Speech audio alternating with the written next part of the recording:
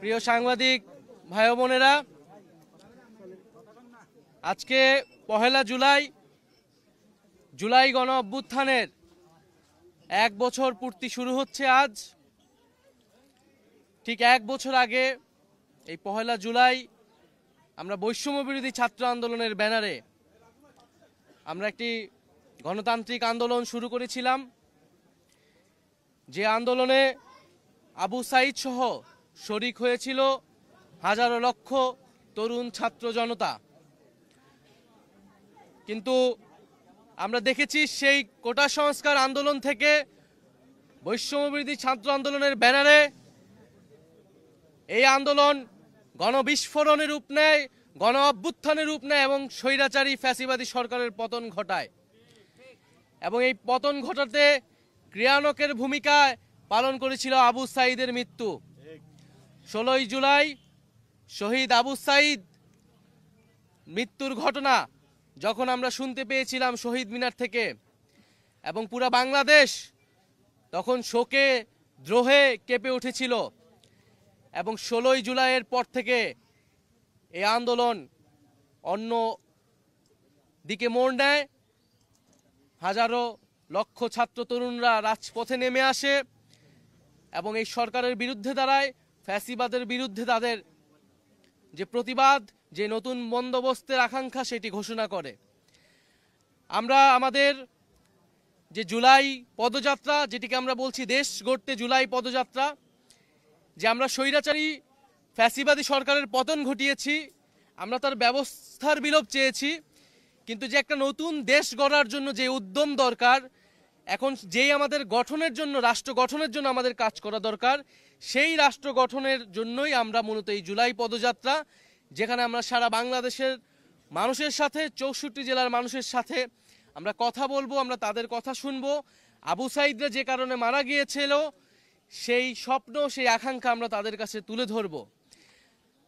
তাই আমরা আজকে আমাদের এই পদযাত্রাটা শুরু করেছি এই রংপুরের পীরগঞ্জ, এই পীরগঞ্জের এই পবিত্র মাটি, যেখানে আবু সাঈদ শায়িত রয়েছেন। সে আবু সাঈদের কবর জিয়ারতের মাধ্যমে আমরা আমাদের পদযাত্রা শুরু করছি।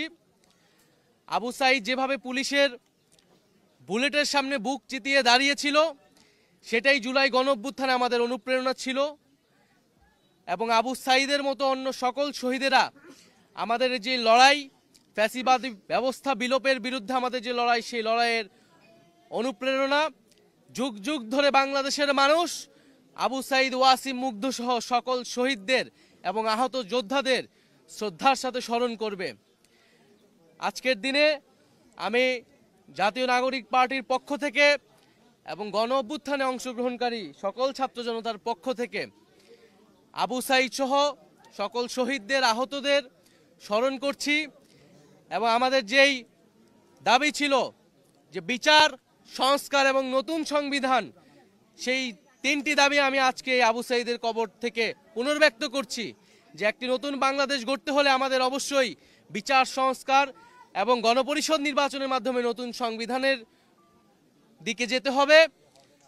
এবং যে জুলাই ঘোষণাপত্র এবং জুলাই সনদ নিয়ে টালবাহানা শুরু হয়েছে, আমরা স্পষ্টভাবে আমরা হুঁশিয়ারি দিতে চাই, যদি কেউ আপনারা মনে করে থাকেন, যদি সরকার বা অন্য কেউ মনে করে থাকে যে এই যে হাজারো লক্ষ মানুষ যারা রাজপথে নেমে এসেছিল তারা ঘরে ফিরে গিয়েছে, তাহলে আপনারা ভুল ভাবছেন। আমরা আবু সাঈদের কবর থেকে ঘোষণা করছি, আমরা বাংলার প্রতিটি পথে প্রান্তরে যাব। আমরা বাংলার ছাত্র জনতা, তরুণ, শ্রমিকদেরকে আবারও রাজপথে নেমে আসতে আহ্বান জানাবো। এবং আমরা 3রা আগস্ট ঢাকায় আসছি, বাংলাদেশের জনগণকে, ছাত্রদেরকে, শ্রমিকদের সাথে নিয়ে আমরা ঢাকায় ঢুকবো এবং আমাদের যে জুলাই ঘোষণাপত্র এবং জুলাই সনদ, সেটি আমরা আদায় করে ছাড়বো ইনশাআল্লাহ।